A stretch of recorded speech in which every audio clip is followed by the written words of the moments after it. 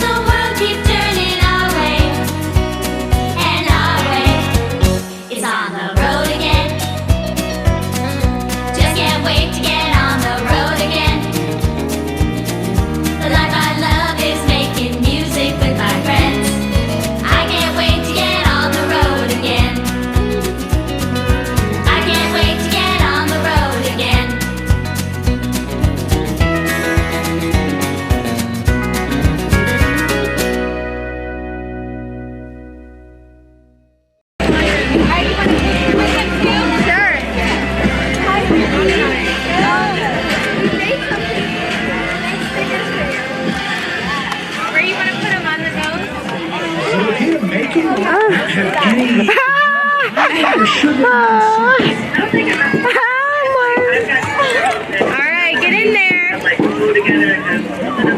Okay. You guys are awesome. Love it. And then my youngest is Haley. Interesting. So we're going to instruct their sound and their meaning.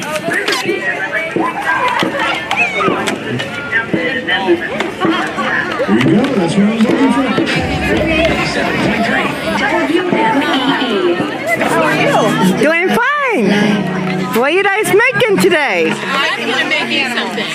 Awesome.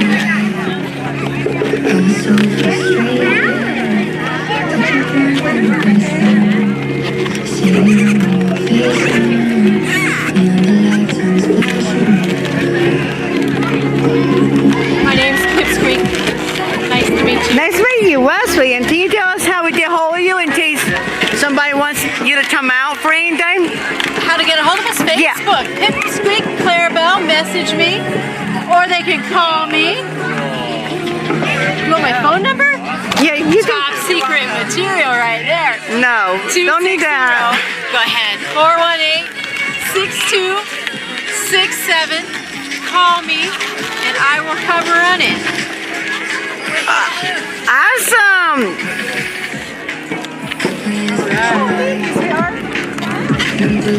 I made you a turtle bracelet. Oh, that's awesome. Oh, that's so cute. Shouldn't get in the way.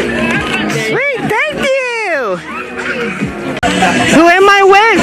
Hi, I'm Calista. This is Michaela and Abby, and we're playing music for some kids. We're music therapy students at Purdue Fort Wayne, and yeah, we're kind of branching out and doing it here for the fundraiser tonight. Oh, And what is music penalty for people that don't know about what it is? Good question.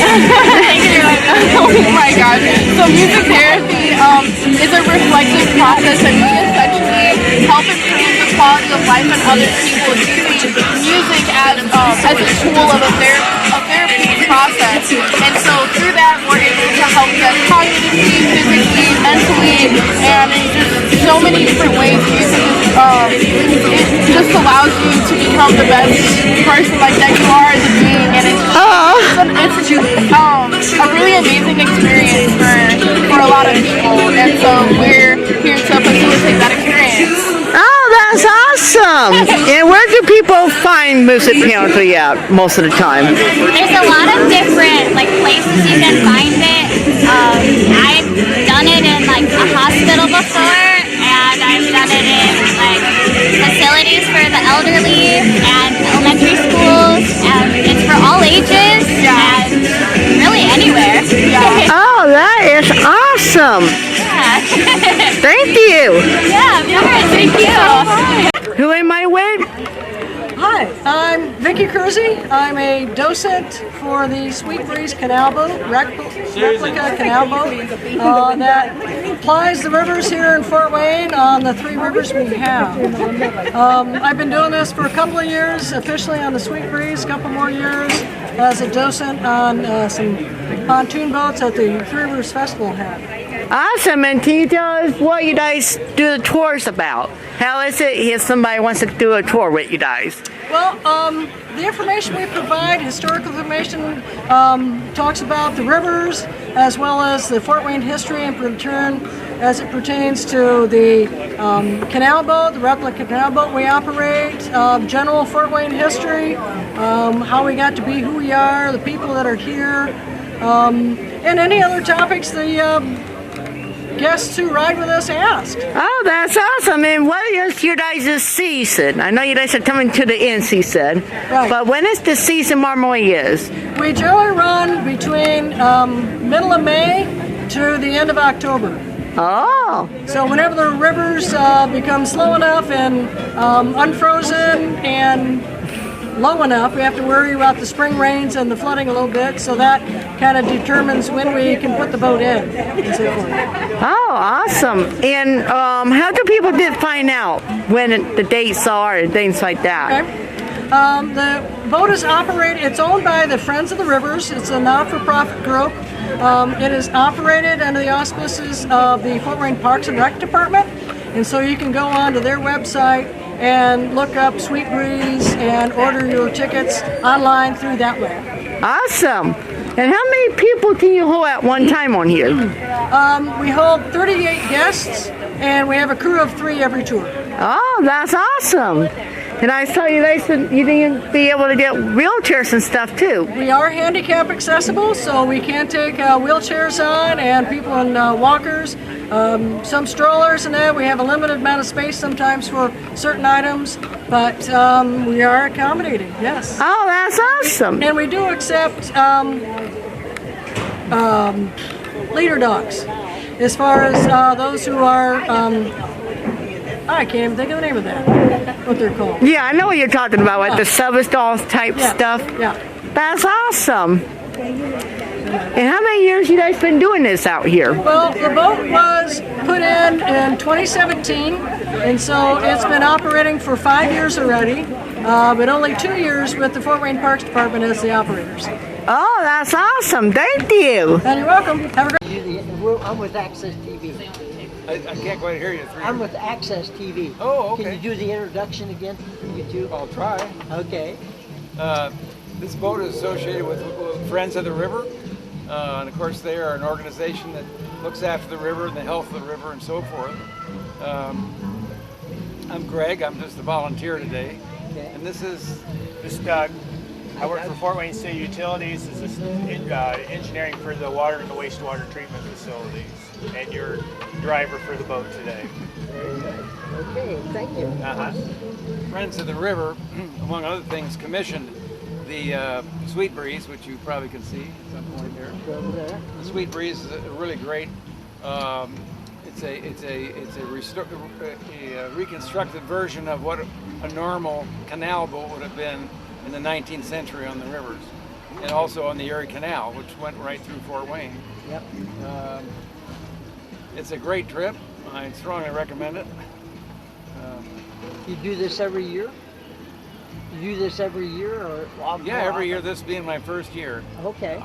All right. Okay. I am also a member of the repair and maintenance crew, which the park department operates on the rivers during the week. We clean up the rivers so that there's no debris for the Sweet Breeze to run into, and that would consist of like 15-foot logs floating on the river. We also clean up the river banks and things like that. You probably noticed all the green trees over on that bank over there. And actually, if you now look over this way, you'll see a great big apartment building that's under construction. Yeah. That's what's going to be built over here sometime in the next couple of years as part of phase 2 of the front development.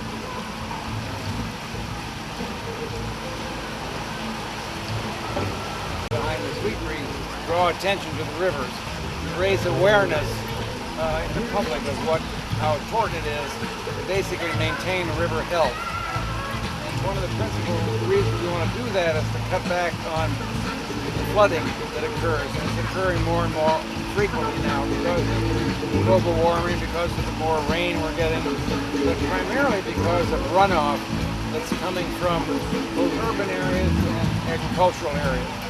So about 7 to 9% of the runoff that feeds the rivers comes from urban areas like this, where you have parking lots and streets and paved areas will not absorb the water into it. Think about a city that has a huge area. When the rain falls on it, it's all going into the river at some point. About 85% of it comes from agricultural areas. The runoff comes from agricultural areas. So what we want to do is to try to cut back on that amount of runoff. Over here we have a crew. That's a tube. We had a member of shed up by Grove Park to house these shells. They call them shells. The boats are called shells. And they have 4-person shells and 8-person shells. We just had a woman's 4 on the river earlier today. We got 2 out there now. On the 15th of October, I think, was that a Saturday?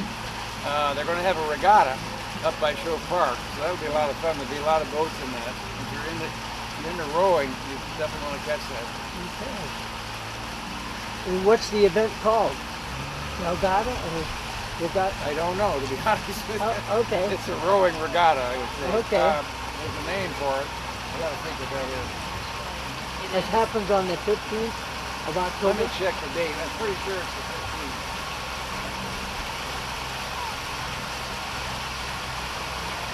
Okay. 15th of October at Grove Park. All right.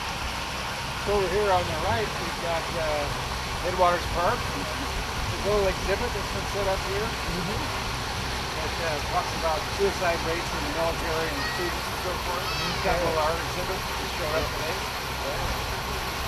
You may not be aware, but Headwaters Park was originally a flood control project. The idea behind Headwaters is not only is it a nice city park, it's a low area that when there is flooding, it will flood the park before it floods the city. That was one of the main ideas behind creating Headwaters Park. Really? Now, of course, we have other ways of dealing with stormwater runoff. Number 2 runoff station is over here near the pumping station. There used to be a tremendous amount of water that came out of there when there was a big storm or something and the runoff accumulated. Now, the Big Dig, which is a huge underground reservoir that's been built over the last couple of years, absorbs the vast majority of that runoff water. And that is controlled, so you don't have it running in the rivers. It goes up to the water filtration plant and gets treated there before it's put back in the river or put in the drinking water. How long you been with the watershed department? About an hour and a half. No. I'm a volunteer mainly with the repairing crew. Oh, okay, okay. That's a great organization. I've they've worked with another organization that I have, had festivals and things like that to raise funding and awareness for the Maumee River. Save Maumee is another organization that's involved with that. Wow. If you look behind me on the top of the abutment, you'll see the number 100. That's the 100-year flood level.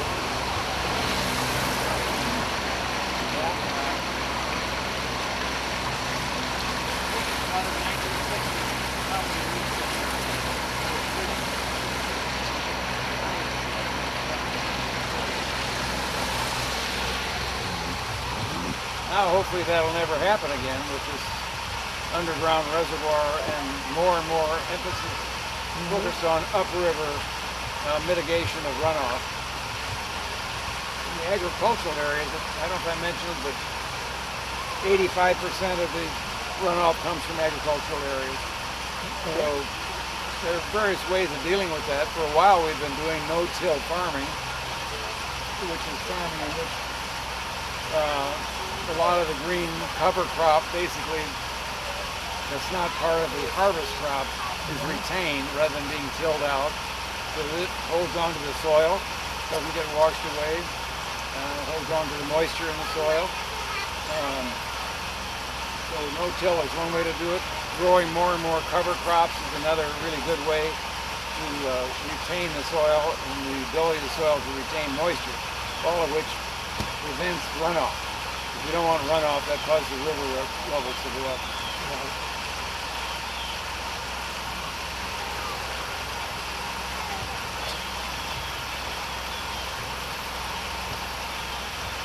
So we're coming up on the fort here. The fort is, I believe, the third fort. It's an American fort that was built there after the French fort. Captain Whistler ran the fort, caused it to be built and then operated it. And of course we had a lot of negotiation with Chief Little Turtle, who was a very important member of the Native American tribes in the region. And you'll see a statue of Little Turtle over on the right here, kind of facing the fort, Captain Wesley.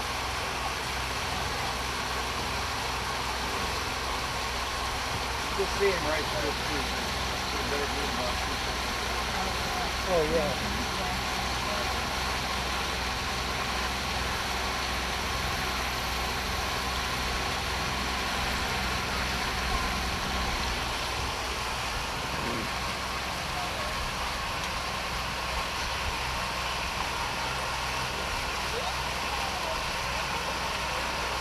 It's kind of fun when you're on the river to try to figure out where you are.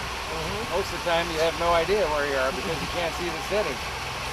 Now you can see part of the city.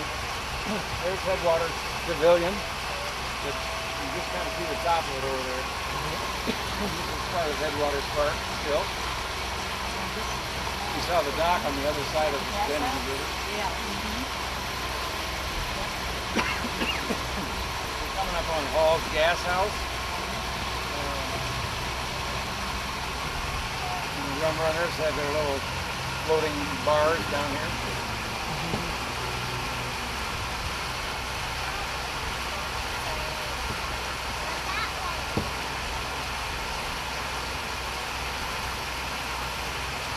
See the little orange balls in the river basically are defining where the channel is for us. They've been working on the bridge here, of course. We finished the west half pretty nearly, and now they're working on the east half.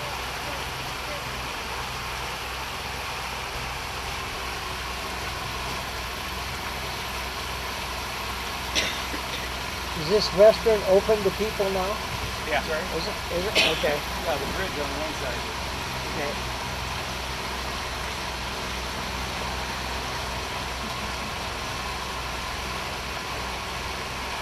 This is the bridge that will also be somewhat similar to the Martin Luther King with lights. Yeah, they do. Maybe so. I don't know what to do. What's that again? Is this the bridge that's supposed to be somewhat similar to the Martin Luther King? Yeah. Yeah. Oh, really? They're going to add? Yeah, we're gonna have some kind of decoration around it and everything.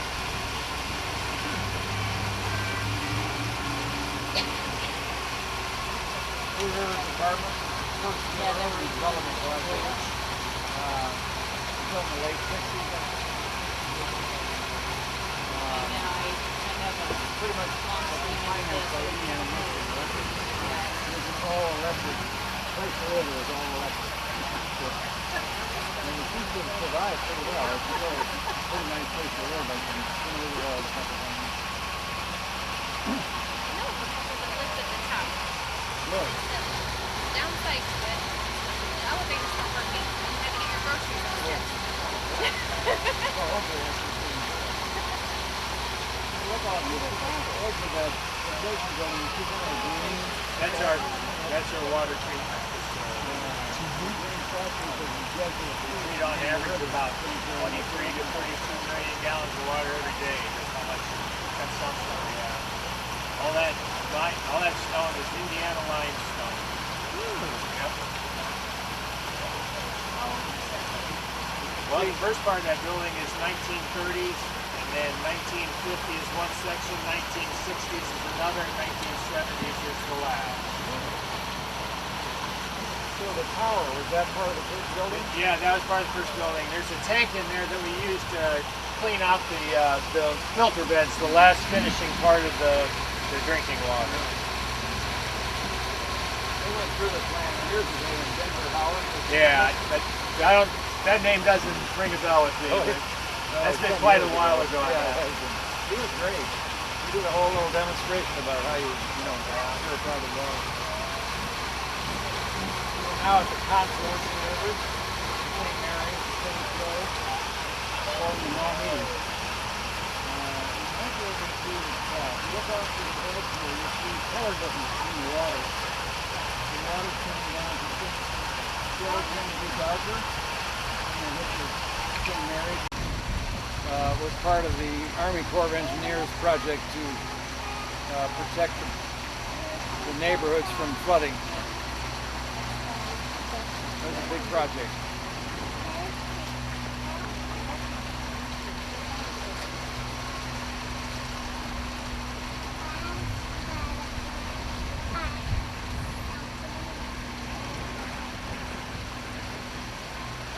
So the St. Mary's River,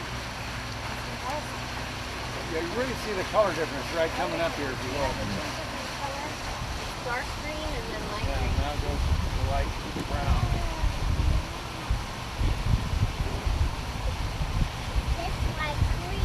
St. Mary's pretty much has its origins over in Ohio, near Grand Lake, near Salina, Ohio, and St. Mary's. And then it comes over here, kind of snakes over here, and then ends up running into the St. Joe, which comes down from near Hillsdale, Michigan. Of course, the St. Mary's was part of the Erie Canal system, really. I mean, the Grand Lake was a reservoir that was dug by hand in the 1840s to supply water to maintain the level of the Wabash and Erie Canal. There was another, I think Indian Lake, as it's called, was another one. Not too far away, was also a reservoir.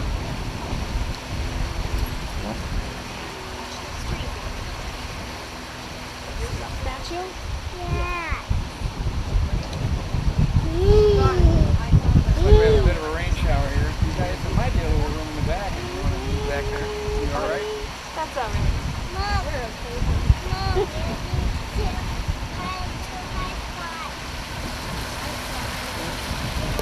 Yeah, I guess I better. You guys might want to move in the back. But Babe Ruth did play in Fort Wayne for a game. And, it wasn't a very good game. And right toward the very end, he hit a home run. And the crowd was really only there to see him. They didn't really care about the game. But they went and picked him up and carried him around because he got a home run. And then bragged about how much he loved Fort Wayne after that. Oh, that's good. Whenever they traveled, he always made them stop in Fort Wayne. Yeah. Should I tell you about the first night baseball game? Yeah, the first night baseball game was played in Fort Wayne. Okay, I don't think you told us that. Because a guy, what was his name, Sylvanius, something or other, had Sylvanius Wood, I think was his name. He had the Woods Electric Company. He These were all precursors to General Electric. And he was building what they call dynamos, which is basically generators. And they were specifically dedicated to creating arc lights. And so they wired up, I don't know where it was, one of the baseball fields with these lights. And they had a night baseball game there, which became famous. And ultimately, Jenny Electric was established. I think they bought up Woods, and then General Electric. And Jenny was a local guy, or not Jenny. It's called Jenny Electric. The local guy's name was Randall McDonald. So he came in and bought all that up. Fort Wayne was one of those really Silicon Valley of early electrical production of generators and things like that. And then the wire companies got started. My great uncle actually was the one who started with Dudlow, and they made magnet wire, which everybody needed to wrap their motors with, and anything that had electric current going through it, they used magnet wire. So that's how that got started. And the Ray magnet wire, and all those companies came along. A long history of that kind of stuff in Fort Wayne. I don't know who those people are. It's quite a large crowd. Some kind of a walk today. Yeah, it must be.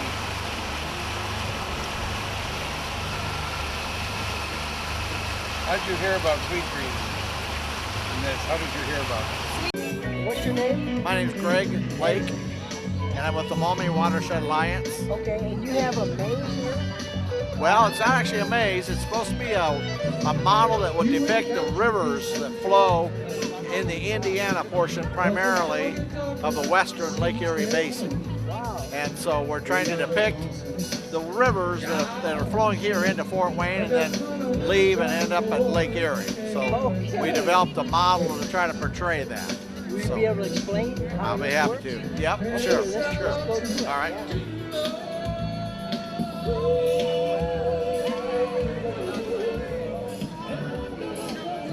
Start off using this map actually to try to give an idea of what we're trying to depict here. So here's the Indiana line. Okay. So we're going to focus on this watershed here, this one, and then this one that's flowing over to Lake Erie. Okay? You with me? Yep. Because I'm trying to primarily talk about the portion that's in Indiana. Okay. So the St. Joseph, I'm sorry, this one, we're depicting that it starts here, which would be up near Hillsdale, Michigan. Okay? Wow, so it's that far Yep, up. yep. So it flows out of Hillsdale, and ironically, there's another St. Joe watershed that it lays right next to this one, but it flows to Lake Michigan. Oh, okay. But this particular river heads from Michigan coming What down. causes one river to flow one way and the other one? Topography. Okay. Yeah, the slope. Yeah. Slopes, okay. So, a little history. Glacier time. Let's go back pre-glacier. Okay. The St. Joe and the St. Mary's actually used to flow westwardly, and the waters went into the Mississippi. And this was all part when the glaciers receded. It formed back then what was referred to as Lake Maumee. And as it receded, what's left of Lake Maumee is Lake Erie. So this whole area used to be underwater, okay? And so as the water receded, the two rivers, the St. Joe and the St. Mary's, broke through the moraine and started flowing back on itself. So that's what formed the Maumee. So these are older rivers than the Maumee. I know the Maumee is very, very important because you used to use it years ago to transport goods. Yeah, that, and of course you had the canal system too, which crossed over downtown here. Yeah. So the St. Joe starts in Michigan, up near Hillsdale, in a little area known as Lost Nations. It's a beautiful, very wild, natural area. Flows down through Williams County, Ohio, into DeKalb, actually through through Newville, and then makes its way down into Allen County, where it comes into Fort Wayne here, and that's where it meets up with the St. Mary's. That starts over at Grand Lake St. Mary's. So it flows out of the eastern edge of the Grand Lake, makes a turn on itself and comes back west, coming up through Adams County, meeting the Maumee, or the St. Joe here in Fort Wayne to form the Maumee. So there's about 1.2 million acres of land draining through downtown Fort Wayne. So about 1.2 million acres of water passing under the Columbia Street Bridge. So that's why Fort Wayne has had its troubles with flooding in the past. So, and then eventually the Maumee, of course, makes its way over to Lake Erie and drops out near Toledo. So, okay. So we're going to now take us on tour, huh? All right. Well, Donald. You need a picture on this side too. Okay. Oh, okay. St. Joseph watershed. Just under 7,000 acres in St. Joe. Okay.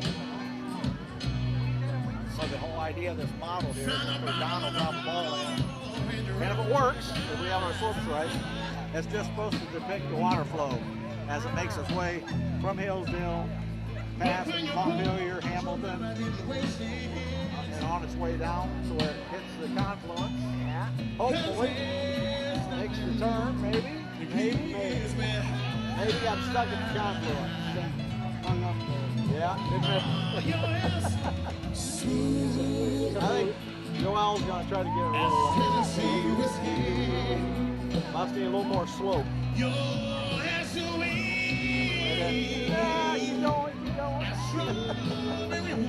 The tracks got wet, so it's not working as well. That's For good. some reason, I don't know why, it's just that moisture on it. Yeah. It was working fine until it got damp. Yeah. So it actually, tell us the path that the ball would have took. Well, it's on its way down yet. Oh, It's trying to make its way, but it's getting stuck. Yeah. So leaves Fort Wayne. There she's getting another one going. And it'll make its way out through eastern Allen County, out past Woodburn, and then eventually over through the city of Defiance. Okay. And then Defiance, where it meets up with the Oglays. So the river gets quite a bit bigger once you get to Defiance. So both the Oglays and the Ottawa rivers come in into the Maumee over there. So once you get east of Defiance, the Maumee is a much bigger river. So there's a lot of even marinas and stuff on it for boating. Yeah. So, And that's where the canals yeah, the canals, yep.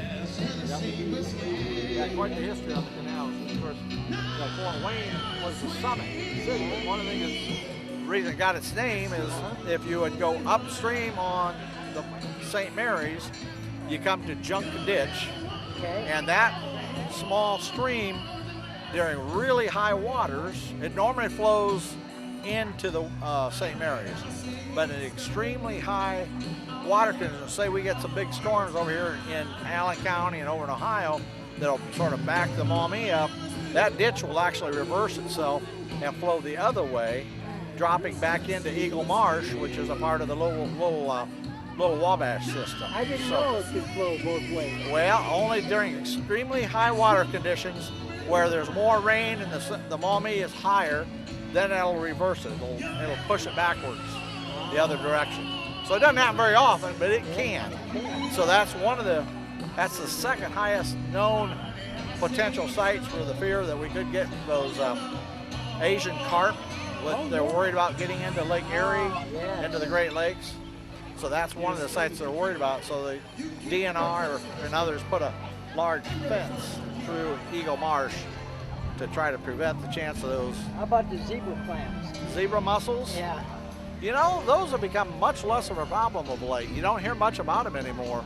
Okay. Actually, they were very prolific about a decade ago, but you don't hear much about them at all anymore. Yeah, actually, they're a great filter. They really do clean. They filter a lot of material out of the water. The way they suck minerals in and eat them. Right, yep. The water back. They were always, obviously, they were harmful or risky to boaters because you get enough of them on a motor and it blocks the water intake and motors overheat, destroy an outboard pretty quick, but you don't hear much about them. We just took our boat out of the lake last weekend and there wasn't a single one on it. So, is there any protection that DNR does to try to keep people from bringing not good species into our waterways? Oh, I'm not aware of anything like that to protect them. Okay. Obviously, they're gonna try to recommend if you do catch one of those grass carp, they don't want you to throw it in a cooler or something to bring it over and drop it in. But you know, I don't know of any particular efforts by DNR. Do you?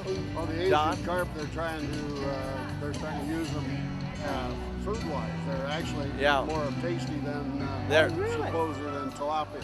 The other thing that really started things in the St. Joe was that mussel up at the creek. The white claw, pearly cat, mussel. Yeah. And I guess there's still some of them. Mussels are a great filter. I like clams. Yeah, I eat them all the time. Yeah. So, I figured if it went through Defiance. Yeah. So, sir, we didn't get your name. What's your name? Don Reckaway. Don? Okay, how did you get involved with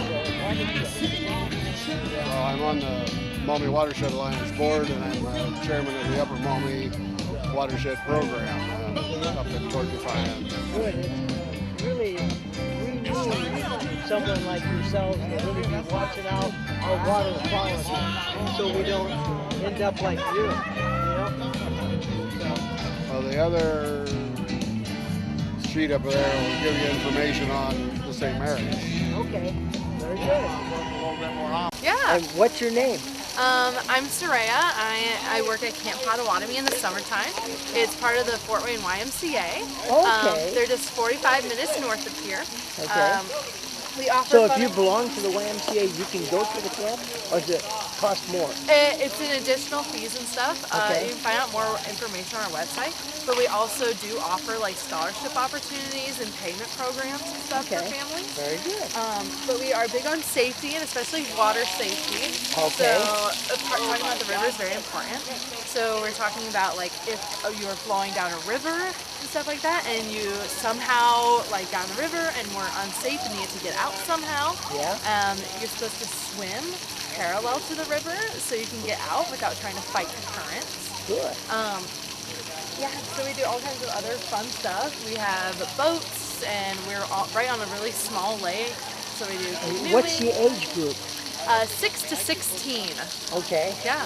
So it's kind of a really big age range. Yeah. Different activities we offer. Now, how many days is it when you go? We welcome people in on Sunday, and they leave Friday. Okay. Yeah. Very good. Is that above Kendallville? Yes, it's just north of Kendallville. I was going to say, I go to Gorge's Campground. I thought I seen it when I'm going by. Oh, yeah. Yeah. Okay. Definitely. Yeah. I mean, I see signs how to get there. Yeah. Yep. Now, how do people sign up for this? You can go to our website through the YMCA. And I also can hand you guys a little brochure too that talks about Can you give us the website name? Yeah, it's just, I believe it's through just the YMCA Fort Wayne. Okay. You can find it just by Googling it, or Potawatomi. Okay. Yeah, it's super fun. And they learn different, like we talk about the ABCs of camp. We talk about acceptance, belonging, and... What's ABCs of camp? So it's listed right here, so it's about accomplishments, so it's about taking accomplishments, your belonging within the community, and then characters, about character development too. Very So good. we have like a little sticker program, so the different things you do at camp, like if you do archery, you get like archery sticker.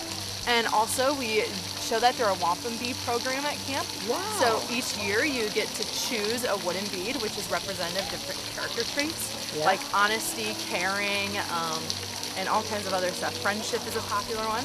And then you get a glass bead for every year that you've gone to camp too. How did you get involved? I started going to camp personally at a very young age, and I've just been going ever since. Okay. Thank you so much. Drowning is the #1 cause of injury-related deaths in children ages 1 to 4. Drowning can happen anywhere that there's water, even in a bucket like this one. We're making a difference.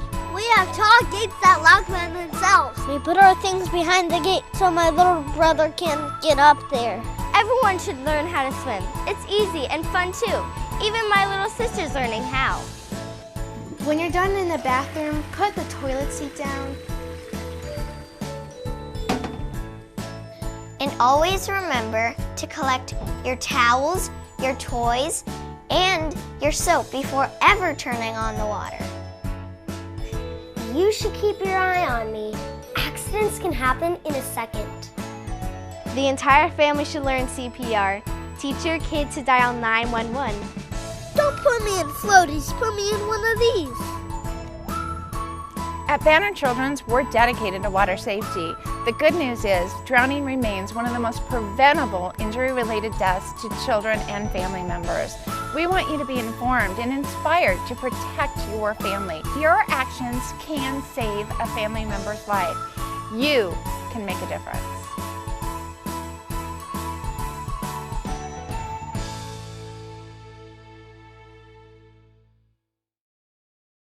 First, what's your name? My name's Garrett Johnson. Garrett, and what position do you have with the company? I'm the program director at YMCA Camp Potawatomi. Okay, and what do you do as the program director? As the program director, I oversee all of our operations that are guest-facing. So retreats and outdoor education and our resident overnight summer camp. This summer, we served over 700 people at our overnight summer camp where we have week-long sessions. Campers can come out to camp and they can try things like archery, horseback riding, boating, and the cool thing about it is that kids are staying in a cabin by themselves, building skills like conflict resolution, like figuring out how to clean their cabin and keep their space clean, how to clean up after themselves at mealtime. Like military too. Certainly. Yeah. And so it's a really great place for both college-age students to come and work over the summer, as well as families and our youth in Fort Wayne to come out and experience nature and build a community of people. And tell us again how we can get a hold of you guys. So you can visit the Fort Wayne YMCA website or fwycamp.org. Okay, thank you very much. Thank you. Tell us a little bit about the YMCA also. So the YMCA is a place where we're not just your swim and gym. The YMCA is a community. And so we have our seniors who show up at the time that we open at 6 a.m. to have coffee and meet their peers and do their group exercise class. We have families that show up on the weekends and they're swimming with their family.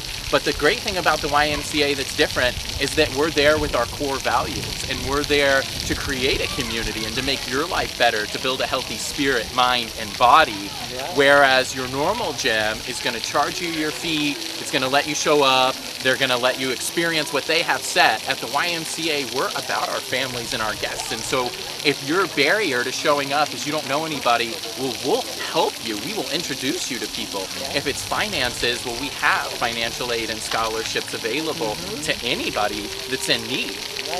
If it's a fear of not knowing how to get started, well, we have our group and health experts, right? So we have our personal trainers that are just a part of our experience because we believe in the mission of building the healthy spirit, mind, and body.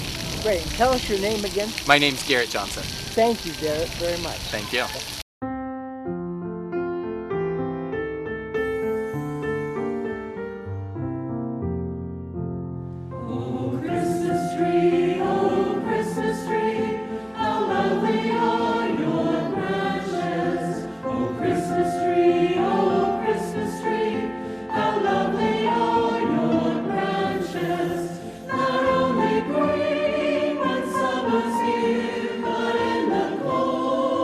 Time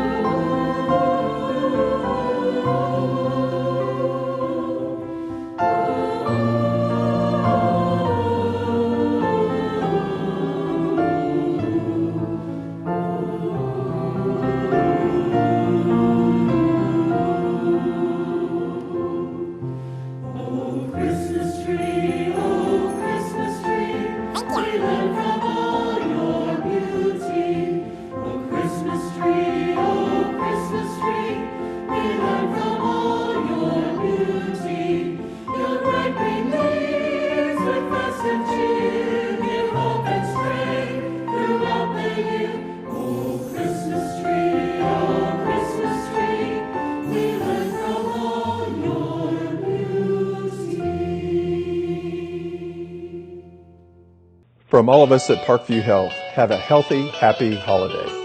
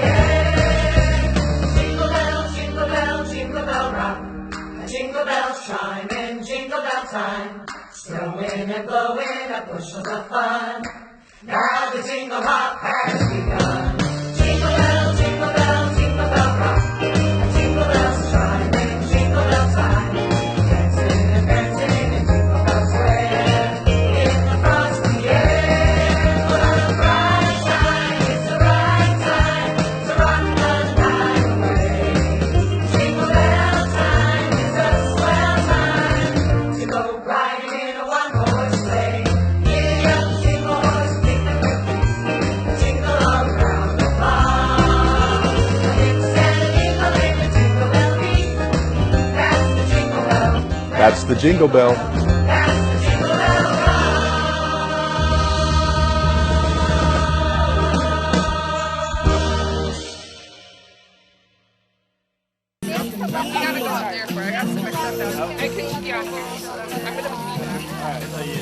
Take it like this. Let it lick over it. Then take your hand and you twist it flat. Twist it flat. Then you got it like this. And I like to just whip it around. Just get it going. Get it going on the arm. So first twist it. Here, I'll show you. Okay, like twist it. Yeah. Then put your hand through it. There you go. Maybe if you take your sleeve up, it might help too. So you can just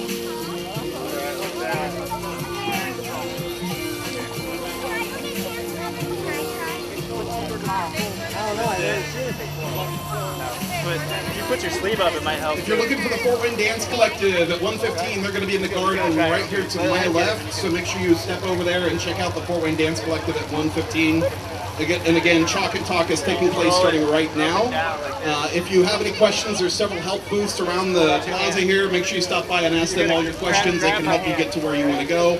Again, we have some great activities this afternoon, including the Fort Wayne Black and How you Beach. doing out here? What's your name? Brent. Brent. Okay. Yeah, I also go by Brent Featherstein. That's my chicken alias. So, All right. Okay. Yeah. And what do you do, Brent? I'm a juggler, a Toro flexor, and a part-time. I moonlight as a chicken. So yeah. Can you show us what a Toro flexor is? A Toro flexor. See that real quick? Okay. So this is it's a street toy. I think there was a street performer in Singapore, and a company saw that and they started producing them in America. So it's just metal disc, and you can stretch it down, get it going, roll it on like that. You wanna grab it? Grab my hand. Almost. There we go. Yeah. Thank you. You're welcome. I'm Julia Heidman, and I'm with Pyroscope Entertainment. Okay. Yeah, we're out here spinning hula hoops, juggling, and playing with kids and clowning around, having some fun. You look very good doing it. Awesome, good. Okay, thank you. We have fun with it.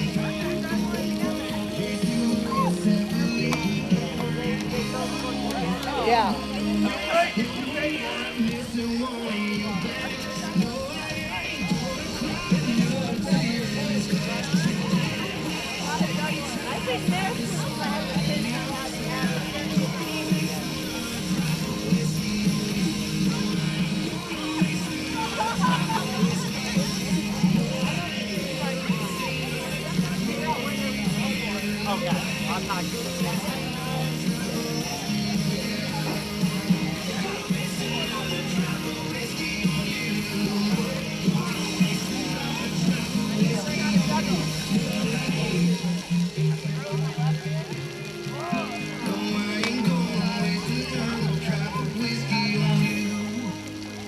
Fort Wayne's #1 country station, K105.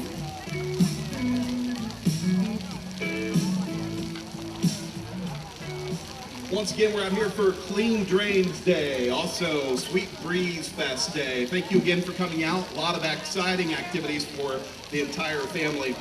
Want to point your attention to the river here. If you get a chance, make sure you check them out. The G2 Junior Crew, of course, is taking place at North Dock. And you're going to see them row through a couple of different times. The first row through is the pairs warm-up. This gets the rowers warmed up and long and limber for a good row on the St. Mary's River. Then the second row through, they're going to be doing what they call cut the cake. This helps finding the boat set or balance inside the boat and helps mostly with synchronizing the rowers together to make the boat go as fast as possible.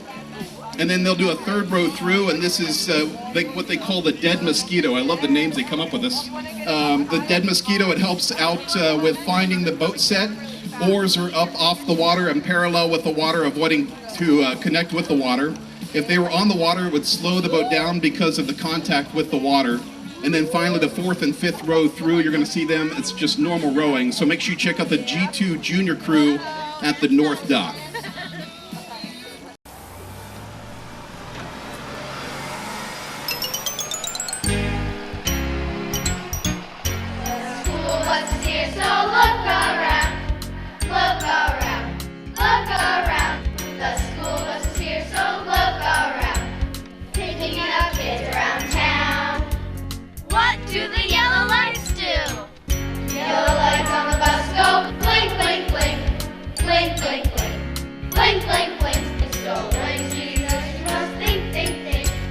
I need to slow down.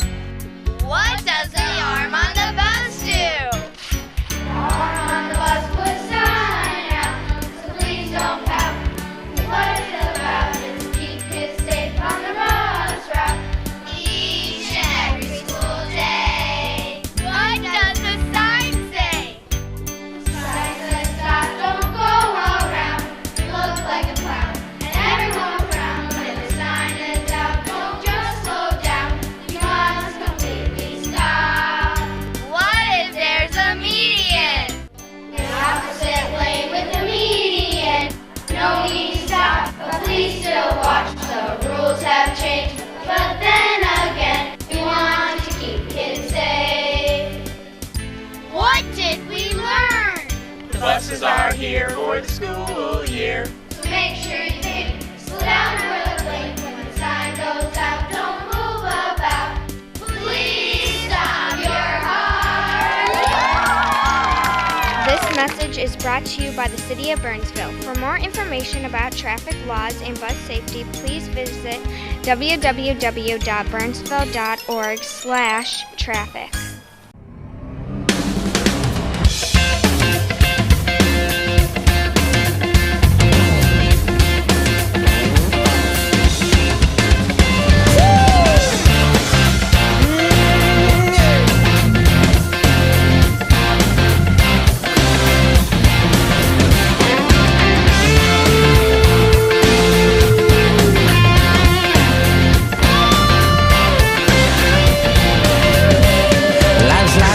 That you travel along, there's one day here and the next day gone. Sometimes you bend, sometimes you stand, sometimes you turn your back to the wind. There's a world outside every darkened door where blues won't haunt you anymore, where the brave are free and lovers soar. Come ride with me to the distant shore. We won't hesitate to break down the garden gate. There's not much time left today.